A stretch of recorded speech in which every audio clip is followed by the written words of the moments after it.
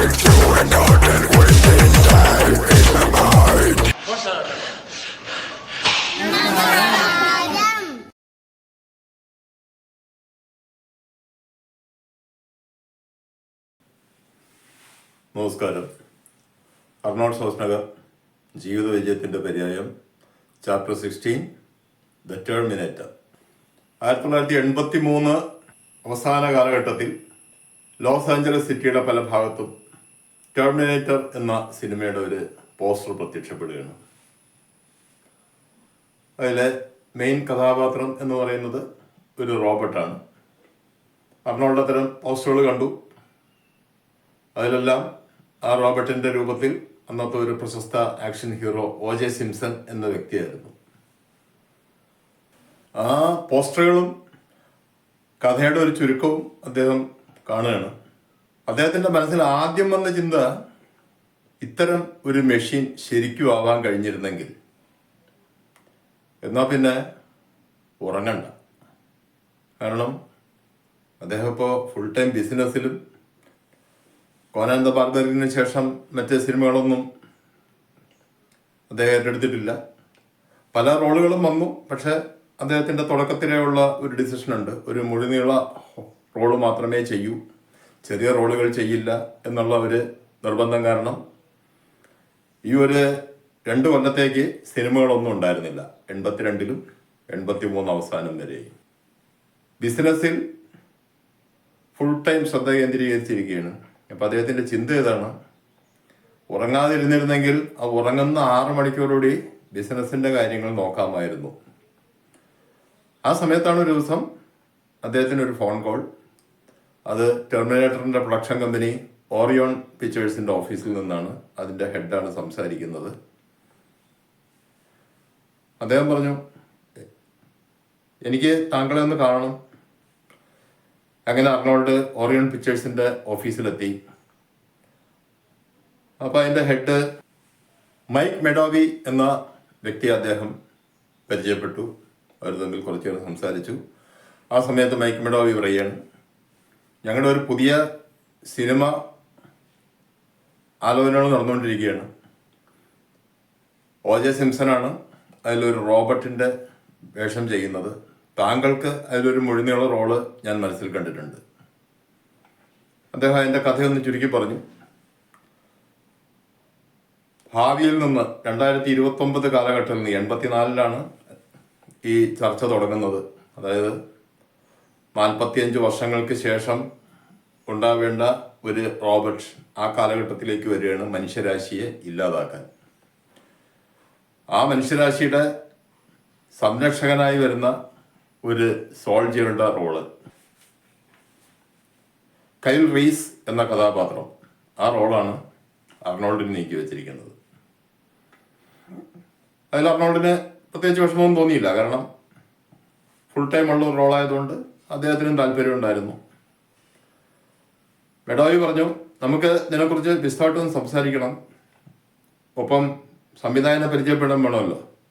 അന്നത്തെ വളരെ super hit സിനിമയായ piranha 2 എന്ന സിനിമയുടെ സംവിധായകൻ ജെയിംസ് കാമറോണാണ് ടെർമിനേറ്ററിൻ്റെയും സംവിധായകൻ. അങ്ങനെ ഒരു ദിവസം ഇവരെല്ലാവരും ഒരു ഹോട്ടലിൽ ഒത്തുകൂടി. James Cameron, O.J. Simpson, producer Medavoy, Arnold, ഇത്തരം ആൾക്കാർ അവിടെ ഉണ്ട്. അപ്പം അർണോൾഡ് ഇതിനിടയിൽ ഇത്തരം ഒരു കഥാപാത്രത്തെക്കുറിച്ച്, പക്ഷെ അദ്ദേഹത്തിൻ്റെ മനസ്സിലുള്ള കഥാപാത്രം മുഴുവൻ ടെർമിനേറ്ററാണ്. ഈ സോൾജിയറുടെ കഥാപാത്രം അദ്ദേഹത്തിൻ്റെ മനസ്സിലേക്ക് വരുന്നേ ഇല്ല. അങ്ങനെ അവർ ഒന്നിച്ചുകൂടി ചർച്ചകളൊക്കെ തുടങ്ങി. ചർച്ച ഒരു മുറുകി വന്ന സമയത്ത് അർണോൾഡ് ഒരു അഭിപ്രായം പറഞ്ഞു, ഇതിനു മുമ്പും ഇത്തരം റോബോട്ടിക് ക്യാരക്ടറുള്ള സിനിമകൾ ഹോളിവുഡിൽ വന്നിട്ടുണ്ട്. പക്ഷെ അതിനൊക്കെ ഒരു പ്രധാന ഡ്രോബാക്ക് ഞാൻ കണ്ടിട്ടുള്ളത്, എല്ലാവരും അർണോൾഡിനെ തന്നെ ശ്രദ്ധിക്കുകയാണ്. അതെല്ലാം സാധാരണ മനുഷ്യരെ പോലെ പെരുമാറുന്നു. മനുഷ്യരാണ് അഭിനയിക്കുന്നത്, എന്നാലും ഒരു റോബോട്ട് എന്ന് പറയുമ്പോൾ അതിൻ്റെതായ ചില രീതികൾ വേണം. ഫോർ എക്സാമ്പിൾ, മനുഷ്യരെ പോലെ ഒരിക്കലും ഒരു റോബോട്ട് കണ്ണു ചിമ്മാൻ പാടില്ല. എല്ലാവരും ആ സമയത്താണ് അങ്ങനത്തെ പോയിന്റ് ചിന്തിക്കുന്നത്. കാരണം അതിൻ്റെ കണ്ണുകളുടെ സ്ഥാനത്ത് ആക്ച്വലി ഉള്ളത് ക്യാമറയാണ്. നമ്മുടെ മനുഷ്യൻ്റെ കണ്ണ് പോലുള്ള ഒരു സാധനമല്ല. അതുകൊണ്ട് തന്നെ അത് കണ്ണു ചെയ്യേണ്ട ആവശ്യമില്ല. അതുകൂടാതെ അതിൻ്റെ ബോഡിയുടെ ഒരു ഭാഗത്തേക്കും അതിന് നോക്കേണ്ട കാര്യമില്ല. ഫോർ എക്സാമ്പിൾ, അത് അതിൻ്റെ സൈഡിലുള്ള ഒരു പോക്കറ്റിൽ നിന്നോ അല്ലെങ്കിൽ കവറിൽ നിന്നോ ഒരു റിവോൾവർ പുറത്തെടുക്കുന്നു, അതിനത് അങ്ങോട്ട് നോക്കേണ്ട കാര്യമില്ല. കാരണം അതിൻ്റെ ശരീരം അതിനെപ്പോഴും ബൈഹാർട്ടായിരിക്കണം. പുറമേയുള്ള കാഴ്ചകൾ കാണാൻ മാത്രമാണ് അതിൻ്റെ കണ്ണിൻ്റെ സ്ഥാനത്തുള്ള ക്യാമറ. അപ്പോൾ നോക്കാതെ ആയുധങ്ങൾ എടുക്കാനും തിരിച്ചവിടെ വയ്ക്കാനും ഉള്ള ഒരു കഴിവുള്ള സംഭവമായിരിക്കണം ഈ റോബോട്ട് എന്ന് പറയുന്നത്. അപ്പോൾ O.J. സിംപ്സൺ ചോദിച്ചു, താങ്കൾക്ക് ഇതിന് പറ്റുമോ? അതിനോട് പറഞ്ഞു, പറ്റും. കാരണം ഞാൻ മിലിറ്ററി ട്രെയിനിങ് കിട്ടിയ ആളാണ്. അവിടെ അത്തരം പ്രത്യേകം ട്രെയിനിങ് ഉണ്ട്. കാരണം ഇരുട്ടത്ത് പലപ്പോഴും ഞങ്ങൾക്ക് ആയുധങ്ങൾ ഉപയോഗിക്കേണ്ടി വരാം.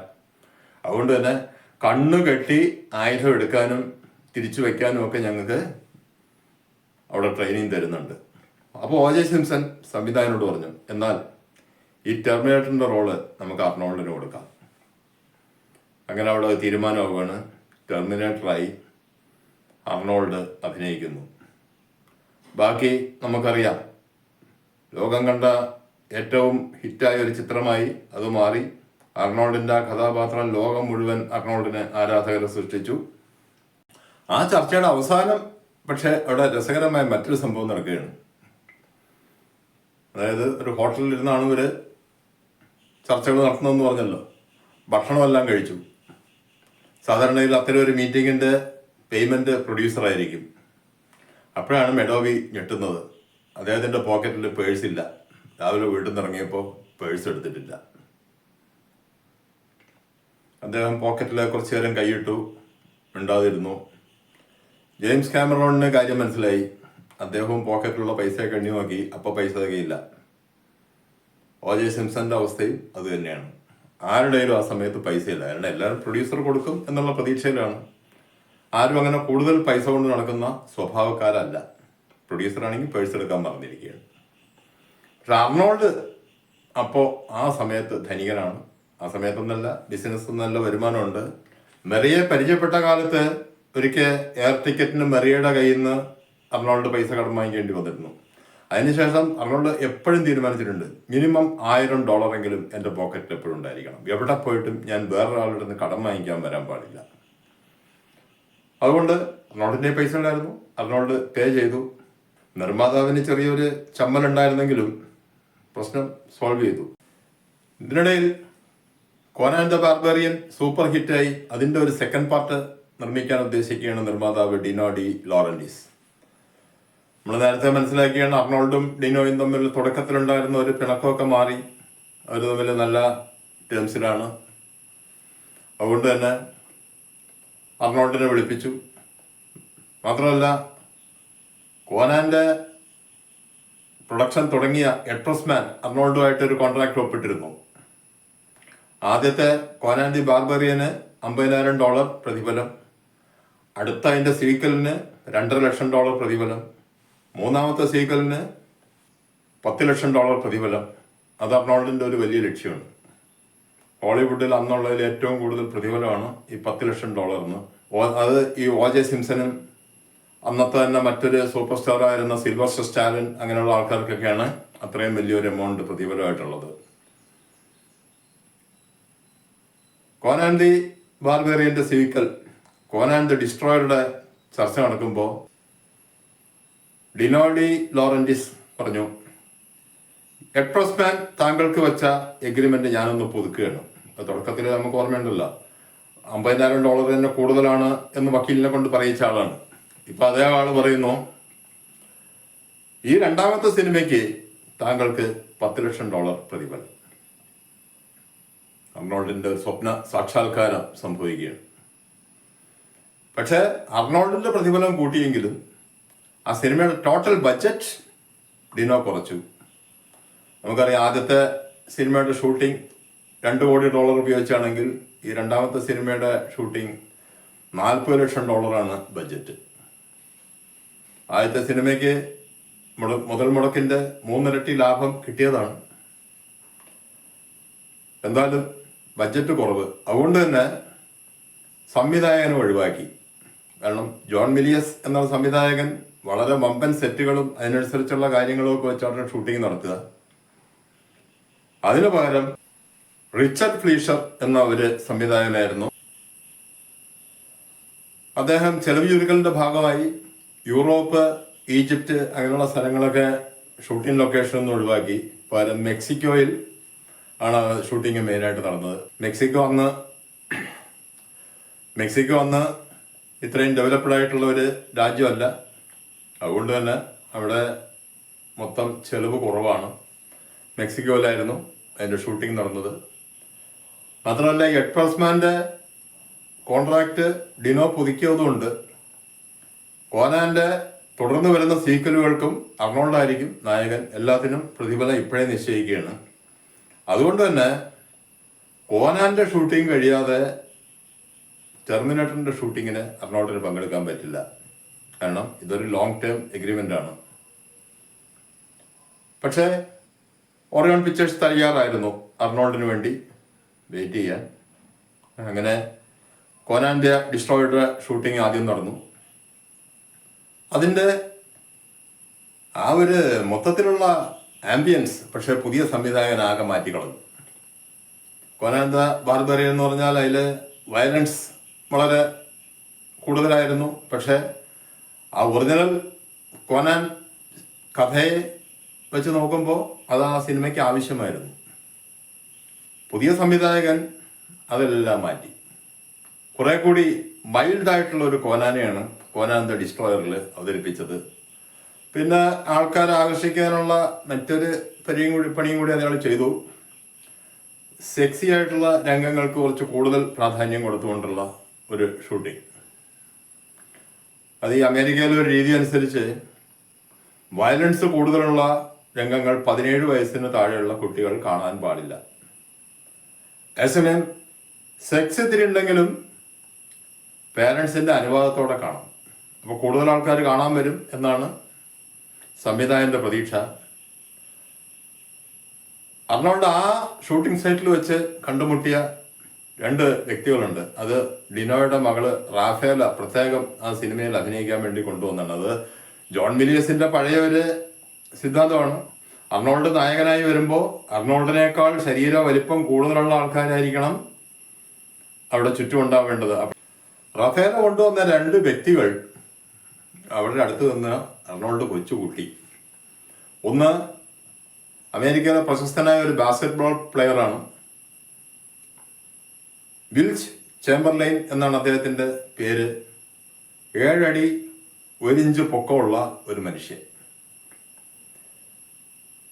പിന്നെ ആൻഡ്രാജ ജയൻസ് എന്ന ഒരു ഗുസ്തിക്കാരൻ. അദ്ദേഹം പക്ഷേ ആ സിനിമയിൽ ക്രെഡിറ്റ് എടുത്തിട്ടില്ല. ഒരു ഡ്രാഗന്റെ വേഷമായിരുന്നു. ആ ഡ്രാഗന്റെ മേക്കപ്പിലല്ലാതെ അദ്ദേഹത്തെ ആ സിനിമയിൽ കാണാൻ പറ്റില്ല. കാരണം അന്നത്തെ ഗുസ്തിക്കാരുടെ നിയമം അനുസരിച്ച് അവർ മറ്റ് പബ്ലിക് പെർഫോമൻസുകളിൽ പങ്കെടുക്കാൻ പാടില്ല. ഈ സിനിമയിൽ അഭിനയിച്ചു എന്നറിഞ്ഞാൽ പിന്നെ അദ്ദേഹത്തെ അന്നത്തെ ഫെഡറേഷൻ ഗുസ്തിയിൽ പങ്കെടുക്കാൻ അനുവദിക്കില്ല. അതുകൊണ്ട് അദ്ദേഹത്തിൻ്റെ പേരൊരിക്കലും ടൈറ്റിലിൽ കാണില്ല. ഏകദേശം 7 അടിക്ക് തൊട്ട് താഴെ പൊക്കമുള്ള വലിയൊരു ശരീരമുള്ളൊരു മനുഷ്യൻ. ഈ 2 പേരെടുത്തും നിന്ന് കഴിഞ്ഞാൽ അർണോൾഡ് കൊച്ചു പയ്യൻ, ബോഡി ബിൽഡിംഗ് സ്റ്റേജുകളിൽ അസാമാന്യ ശരീര വലുപ്പം കാണിക്കുന്ന, അദ്ദേഹത്തെക്കാൾ വലുപ്പം കൂടിയ ചുരുക്കം ചില ആൾക്കാരേ ഉള്ളൂ. അർണോൾഡ് ഈ 2 ആൾക്കാരായി നിന്നാൽ വളരെ ചെറുതായി മാറും. അങ്ങനെ രസകരമായി ഷൂട്ടിംഗ് കഴിഞ്ഞു. പക്ഷേ ഷൂട്ടിങ്ങിൻ്റെ സമയത്ത് തന്നെ അർണോൾഡ് ഡീനോയുടെ പറഞ്ഞു, ജോൺ മിലിയസിൻ്റെ രീതിക്കേ അല്ല ഷൂട്ടിംഗ് നടക്കുന്നത്, എനിക്ക് തോന്നുന്നു ഇത് അതിൻ്റെ അത്ര ഹിറ്റാവില്ല എന്ന്. സിനിമ ഹിറ്റായി, പക്ഷെ അമേരിക്കയിലെ അതിൻ്റെ കളക്ഷൻ വളരെ കുറവായിരുന്നു. പുറം രാജ്യങ്ങളിൽ നിന്നാണ് അതിന് കൂടുതൽ വരുമാനം കിട്ടിയത്. അതോടെ ആ പ്രോജക്റ്റ് പിന്നെ ഡ്രോപ്പ് ചെയ്തു. കോനാൻ സീരീസിൽ പിന്നെ സിനിമ ഇറങ്ങി. കോനാൻ ദ ഡിസ്ട്രോയിയുടെ ഷൂട്ടിംഗ് കഴിഞ്ഞു. ടെർമിനേറ്ററിൻ്റെ ഷൂട്ടിംഗ് ആരംഭിച്ചു. അർണോൾഡ് ആ റോബർട്ടായി ശരിക്കും ജീവിച്ചു എന്ന് പറയാം, ഒരിക്കൽ പോലും കണ്ണു ചിമ്മാതെ. പിന്നെ അദ്ദേഹം അതിൽ ചില ബുദ്ധിമുട്ടുകളും അനുഭവിച്ചത്, ഒന്ന്, പലപ്പോഴും ഈ കണ്ണിന്റെ സ്ഥാനത്ത് ഒരു ചുവന്ന ഗ്ലോ നമുക്ക് കാണാം. ആക്ച്വലി 2 ചുവന്ന ബൾബുകൾ അവിടെ ഫിറ്റ് ചെയ്താണ് ആ മേക്കപ്പിൽ അത് വെച്ചിരിക്കുന്നത്. അതിന്റെ ഏറ്റവും വലിയ കുഴപ്പം, കണ്ണിലേക്ക് അമ്മാതിരി ചൂടാണ് അടിക്കുന്നത്, ബൾബല്ലേ കത്തുന്നത്. കണ്ണിന്റെ തൊട്ടടുത്തുകൊണ്ട് ബൾബ് വയ്ക്കുക എന്ന് പറഞ്ഞാൽ ചൂട് നമുക്ക് ഊഹിക്കാം. അതെല്ലാം സഹിച്ചുകൊണ്ട് തന്നെയാണ് അദ്ദേഹം ടെർമിനേറ്ററായിട്ട് ആക്ട് ചെയ്തത്. നായികയായി ലിൻഡ ഹാമിൽട്ടൺ എന്ന നടിയും അർണോൾഡിന് ആദ്യം നിശ്ചയിച്ചിരുന്ന സോൾജിയറുടെ വേഷത്തിൽ മൈക്കൽ ബെൻ എന്ന ഒരു നടനുമായിരുന്നു അതിൽ അഭിനയിച്ചിരുന്നത്. ഷൂട്ടിംഗ് സൈറ്റിൽ അർണോൾഡ് അവരോട് ഒരിക്കലും അടുപ്പമേ കാണിച്ചിട്ടില്ല. അതിനെക്കുറിച്ച് അദ്ദേഹം പിന്നീട് അവരോട് സംസാരിക്കുമ്പോൾ പറഞ്ഞിരുന്നു, ഞാൻ നിങ്ങളെ കൊല്ലാൻ നടക്കുന്ന ഒരാളായിട്ടാണ് അഭിനയിക്കുന്നത്. അതുകൊണ്ട് തന്നെ നിങ്ങളോടൊരു വ്യക്തിപരമായ അടുപ്പം വന്നു കഴിഞ്ഞാൽ സിനിമയിലെ എൻ്റെ ആ കഥാപാത്രത്തിൻ്റെ ഭാവത്തിന് ചിലപ്പോൾ മാറ്റം വരും. അതുകൊണ്ടാണ് ഷൂട്ടിംഗ് സമയത്ത് നിങ്ങളുടെ അടുത്ത് ഞാൻ ഒരടുപ്പവും കാണിക്കാതിരുന്നത്. ടെർമിനേറ്ററിൽ അഭിനയിക്കുന്ന സമയത്ത് സംവിധായകനുമായി 1-2 തവണ ചെറിയ അഭിപ്രായ വ്യത്യാസങ്ങളൊക്കെ ഉണ്ടായിട്ടുണ്ട്. ഒന്ന്, ലോകം മുഴുവൻ ഇന്നും യൂട്യൂബിലും സോഷ്യൽ മീഡിയയിലും എല്ലാം ഹിറ്റായിരിക്കുന്ന ആ പോലീസ് സ്റ്റേഷനിൽ നായികയെ അന്വേഷിച്ച് പോവുകയും അവിടെ കൗണ്ടറിലിരിക്കുന്ന ആ പോലീസ് ഓഫീസറോട് പറയുന്നൊരു dialogue, I will be back. അർണോൾഡിന് പക്ഷേ ആ ഒരു ഷോർട്ട് ഫോം വായിൽ വരുന്നില്ല. കാരണം അദ്ദേഹം ഇംഗ്ലീഷൊക്കെ പഠിച്ചെങ്കിലും ഇംഗ്ലീഷുകാർ സംസാരിക്കുന്ന ചില ഷോർട്ട് ഫോംസ് അദ്ദേഹത്തിൻ്റെ വായിൽ വരില്ല. അദ്ദേഹം പറഞ്ഞു, ഐ വിൽ ബി ബാക്ക് എന്ന് പറഞ്ഞാൽ മതി. സംവിധായകൻ പറഞ്ഞു, രക്ഷയില്ല. അവസാനം വളരെ കഷ്ടപ്പെട്ട് അത് പറയാനായിട്ട് ദിവസങ്ങളോളം അർണോൾഡ് പ്രാക്ടീസ് ചെയ്തു. ഏതായാലും ആ ഒരു സംഭാഷണ ശകലം ലോകം മുഴുവൻ ഹിറ്റായി മാറി. പിന്നെ നമ്മൾ മുമ്പേ മനസ്സിലാക്കിയിട്ടുള്ളതാണ്, ഏത് കാര്യം ചെയ്യുമ്പോഴും അതിൽ അല്പം തമാശ ഉൾപ്പെടുത്തുന്ന ഒരു സ്വഭാവം അർണോൾഡിനുള്ളതാണ്. പക്ഷേ അദ്ദേഹത്തിൻ്റെ സിനിമ ക്യാരക്ടേഴ്സിലൊന്നും അത്തരം അവസരങ്ങൾ വന്നിട്ടില്ല. ഹെർക്കുലീസ്, കോനാൻ, ഇത്തരം സിനിമകളാണല്ലോ. ടെർമിനേറ്ററിൻ്റെ ഷൂട്ടിങ്ങിൻ്റെ ഇടയിൽ അർണോൾഡ് സാറയുടെ വീട്ടിൽ കയറി ചെല്ലുന്ന ഒരു രംഗമുണ്ട്. അപ്പോൾ അർണോൾഡ് പറഞ്ഞു, നമുക്കിവിടെ ചെറിയൊരു തമാശ ആക്കിയാലോ? ക്യാമറോൺ ചോദിച്ചെന്താ? സാറയുടെ വീട്ടിൽ കയറി ചെല്ലുന്നു, സാറയെ കാണുന്നില്ല. അപ്പോൾ അവിടെ ഇരിക്കുന്ന ഫ്രിഡ്ജ് കാണുന്നു, അത് തുറക്കുന്നു, അതിൻ്റെ അകത്തുനിന്ന് ഒരു ബിയർ എടുത്ത് കുടിക്കുന്നു. കുറച്ച് നേരം അതിൻ്റെ ഒരു ലഹരിയൊക്കെ കാണിച്ച് ക്യാമറോൺ പറഞ്ഞു, നിനക്കെന്താ വട്ടാണോ? നീയല്ല തുടക്കത്തിൽ മെഷീനാണെന്ന് പറഞ്ഞത്. മെഷീൻ ബിയർ കുടിക്കുകയെ, എന്നിട്ട് അത് തലകറങ്ങി നടക്കുകയെ. ടെർമിനേറ്റർ സിനിമയുടെ ഷൂട്ടിംഗ് കഴിഞ്ഞ സമയത്ത് വീണ്ടും ഡിനോ വിളിപ്പിക്കുകയാണ്. കോനാൻ ഇനിയില്ല എന്ന് പറഞ്ഞിരുന്നു. കോനാൻ എന്ന ആ കോമിക്സ് സീരീസിലെ ഒരു സ്ത്രീ കഥാപാത്രമാണ് റെഡ് സോഞ്ച. ആ റെഡ് സോഞ്ചയെ ഹീറോയിനാക്കിക്കൊണ്ട് ഒരു സിനിമ പ്ലാൻ ചെയ്യുന്നു. അതിൽ അർണോൾഡിന് വളരെ ഇമ്പോർട്ടൻസ് ഉള്ള ഒരു ഗസ്റ്റ് റോള് അത് അർണോൾഡ് സമ്മതിച്ചു. ഒന്നാമത്തെ കാര്യം, ഡിനോയായിട്ടൊരു ലോങ് ടേം കോൺട്രാക്റ്റ് ഉള്ളതാണ്. അതിപ്പോൾ കോനാൻ ദ ഡിസ്ട്രോയറോടെ തീർന്നിരിക്കുകയാണ്. മാത്രമല്ല, ആ സമയമാകുമ്പോഴേക്കും ഇവർ തമ്മിൽ തുടക്കത്തിൽ അല്പം വിരോധത്തിലാണ് വന്നതെങ്കിലും ഇപ്പോൾ ഇവർ തമ്മിൽ വളരെ വലിയൊരു അടുപ്പം ഫോം ചെയ്തിരിക്കുകയാണ്. ഏകദേശം ജോ വീഡറും അർണോൾഡും തമ്മിലുണ്ടായിരുന്ന ഒരു ബന്ധം പോലെ തന്നെ ഡിനോയും അർണോൾഡും തമ്മിൽ ഒരു ബന്ധം ഉണ്ടാവുകയാണ്, ഒരു ഫാദർ സൺ റിലേഷൻഷിപ്പ്. അങ്ങനെ റെഡ് സോഞ്ച ഷൂട്ടിംഗ് തുടങ്ങി. റെഡ് സോഞ്ചയായിട്ട് അതിൽ അഭിനയിക്കുന്നത് ബ്രിഗിറ്റ് നീൽസൺ എന്ന ഒരു നടിയായിരുന്നു. പഴയ സംവിധായകൻ തന്നെ റിച്ചർഡ് ഫ്ലീഷർ. മെക്സിക്കോയിൽ തന്നെയായിരുന്നു അതിൻ്റെയും ഷൂട്ടിങ്. ഷൂട്ടിംഗ് എല്ലാം കഴിഞ്ഞു. അർണോൾഡ് തിരിച്ച് ലോസ് ആഞ്ചലസിലെത്തി. ഈ ബ്രിജിറ്റ് ആണെങ്കിൽ ഡെൻമാർക്കുകാരിയാണ്, അവളങ്ങോട്ടും പോയി. ഒരു ദിവസം അർണോൾഡിനെ ഞെട്ടിച്ചുകൊണ്ട് ബ്രിജിറ്റ് ലോസ് ആഞ്ചലസിൽ അർണോൾഡിൻ്റെ വീട്ടിൽ വന്ന് കയറുകയാണ്. ആക്ച്വലി ലോസ് ആഞ്ചലസിൽ ആ സിനിമയുടെ പ്രൊമോഷന് വന്നതാണ്. കാരണം ബ്രിഗിറ്റ് ആണല്ലോ ഹീറോ. അർണോൾഡ് അതിൻ്റെ പ്രൊമോഷന് പോയില്ല, കാരണം അങ്ങേര് വെറും ഗസ്റ്റ് അപ്പിയറൻസ് ആണല്ലോ. അവിടെ വെച്ച് ബ്രിഗിറ്റ് അർണോൾഡിനോട് ഒരു പ്രേമാഭ്യർത്ഥന നടത്തുകയാണ്. അർണോൾഡ് വ്യക്തമായി പറഞ്ഞു, ഞാൻ ഓൾറെഡി ഒരു പ്രേമത്തിൽ ഇപ്പോൾ ഉൾപ്പെട്ടിരിക്കുകയാണ്. അതുകൊണ്ട് ഇത്തരം ഒരു പ്രപ്പോസൽ എനിക്ക് അനുവദിക്കാൻ പറ്റില്ല. അതോടെ ആ ബന്ധം അവിടെ തീർന്നു. അധികം വയ്യാതെ ആ നടി റോക്കി എന്നുള്ള സിനിമയിൽ അഭിനയിച്ചു. അതിലെ നായകൻ സിൽവസ്റ്റർ സ്റ്റാലോനെ കല്യാണം കഴിക്കുകയും ചെയ്തു. അങ്ങനെ ടെർമിനേറ്ററിൻ്റെയും റെഡ് സോഞ്ചയുടെയും ഷൂട്ടിംഗ് കഴിഞ്ഞോടെ തൽക്കാലം സിനിമയുടെ തിരക്കൊക്കെ ഒന്നൊഴിവായി. ഇനി ആ സമയത്താണ് വീണ്ടും അദ്ദേഹം മെറിയെക്കുറിച്ച് കൂടുതലായിട്ട് ചിന്തിക്കുന്നത്. ഇതുവരെ ആരാദ്യം പറയും എന്നുള്ള രീതിയിൽ പോവുകയാണ്. അവസാനം അർണോൾഡ് തീരുമാനിച്ചു മറിയയ്ക്ക് നല്ലൊരു ഗിഫ്റ്റും കൊടുത്ത് വിവാഹ കാര്യം പറയണം. അതിനായിട്ട് അദ്ദേഹം പല ജ്വല്ലറികൾ സന്ദർശിച്ച് ഒരു ഡയമണ്ട് റിങ്, വളരെ വില കൂടിയ ഡയമണ്ടുകളൊക്കെ ഉപയോഗിച്ചുകൊണ്ടുള്ള ഒരു റിങ് ഉണ്ടാക്കി. ആ റിങ്ങും കൊടുത്തൊന്ന് പ്രപ്പോസ് ചെയ്യാൻ, പക്ഷേ ഒരുപാട് സമയമെടുത്തു. അദ്ദേഹം അതിനുവേണ്ടി പല സ്ഥലങ്ങളിലും മറിയെ കൊണ്ട് വിസിറ്റ് ചെയ്തു. ഓരോ സ്ഥലത്തും ചെല്ലുമ്പോൾ അവിടെ അത്തരം ഒരുപാട്, അതായത് മെയിനായിട്ട് വലിയ വലിയ ടൂറിസ്റ്റ് പ്ലേസുകളാണ്, ഹവായ് ഐലൻഡൊക്കെ പോലുള്ള സ്ഥലങ്ങൾ. അവിടെയൊക്കെ അത്തരം പല കപ്പിളിനെ അദ്ദേഹം കാണും. ഈ ഒരുപാട് ആൾക്കാർ ഇങ്ങനെ ചെയ്യുന്ന ഒരു സ്ഥലത്ത് വെച്ച് ഞാനിങ്ങനെ ചെയ്യുന്നതിൻ്റെ ആവശ്യമില്ല, ഐ ആം യുണീക്ക്. അങ്ങനെ പ്രപ്പോസൽ നീണ്ടു പോയി.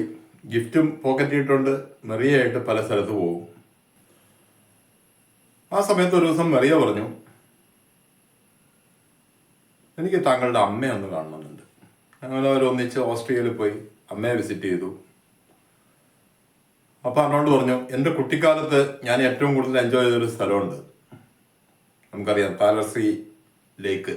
അവിടെ വെച്ചാണ് അദ്ദേഹം എക്സസൈസ് ഒക്കെ ആരംഭിക്കുന്നത്. വെക്കേഷൻസ് അവിടെ എൻജോയ് ചെയ്തിരുന്നു.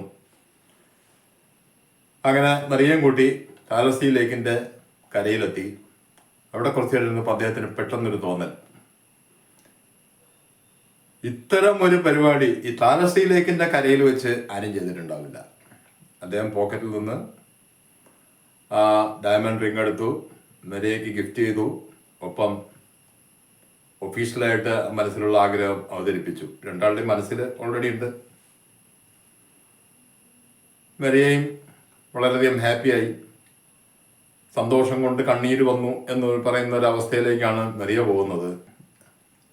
കൂട്ടത്തിൽ മെറിയ പറഞ്ഞു, താങ്കൾ ഇത് ആദ്യം പറയേണ്ടുന്ന അമേരിക്കൻ രീതി അനുസരിച്ച് എൻ്റെ അച്ഛനോടായിരുന്നു.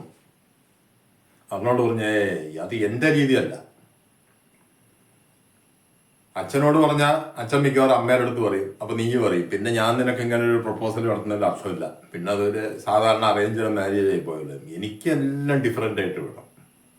അന്ന് തന്നെ വൈകുന്നേരം മെറിയയുടെ അച്ഛനെ വിളിച്ചു, സംസാരിച്ചു.